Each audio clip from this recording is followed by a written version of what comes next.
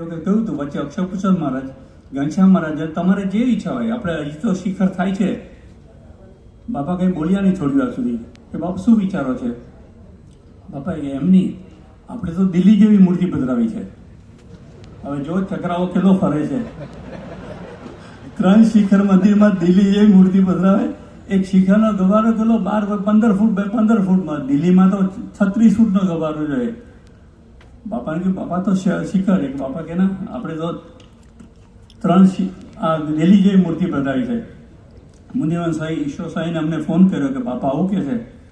પછી મેં ઈશ્વર સાંઈને વાત કરી હતી કે ના આપણે તો બાપા કે કરવાનું. મેં કહ્યું સ્વામી આ તો પહેલે માળ, આ ફાઉન્ડેશન થઈ પહેલો માળ આવી ગયો છે, આને ફરી રિવર્સ ખોદીએ તો 1.5-2 વર્ષ તો બધો ખર્ચો નકામો જાય ને ટાઈમ જાય. એટલો કેટલું મોટું કામ થાય. તો ઊંધું થઈ બધું જ, એક કંઈ પણ મેળ પાડવાનો.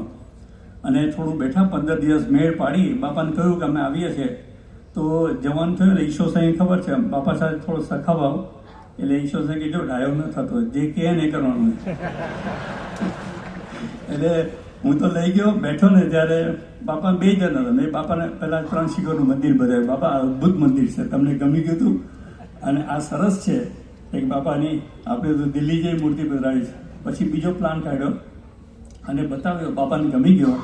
પણ આ પ્લાન જોયા પછી એવું થયું કે આ છે ને કાન આમ પકડાયો.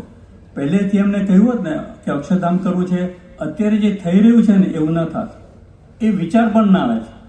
અત્યારે જે આ બધા જોશો ઉદ્ઘાટન થશે ત્યારે એ અક્ષરધામને જુદી રીતનું ભાતનું અક્ષરધામ થાય છે, જે આપણા આમ કામ પડે. આ સત્પુરુષ કેવા છે, આ પત્રો છે ને 2 શબ્દો લખે મંડી પડો, એટલું જ, વધારે કંઈ નહીં, બીજું થઈ જશે.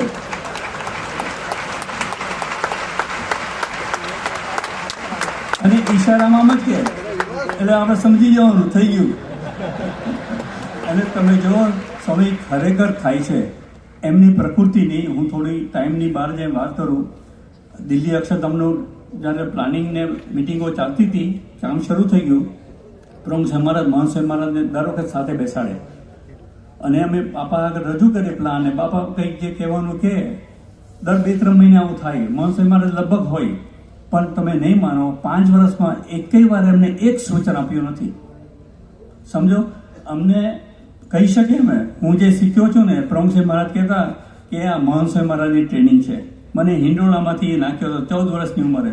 હિંડોળા કરાવે, આ કરાવે, રથયાત્રા કરાવે, મકાનો બંધાવે, બધું નાનું નાનું. અને અમે નાના બાળકો જેવા.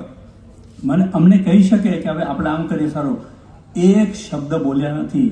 છતાં એમની પ્રકૃતિ બહાર જઈને 3 લીટીમાં પણ આખું અક્ષરધામ બાંધી દે એવા પુરુષ છે. સ્વામિનારાયણ ભગવાનની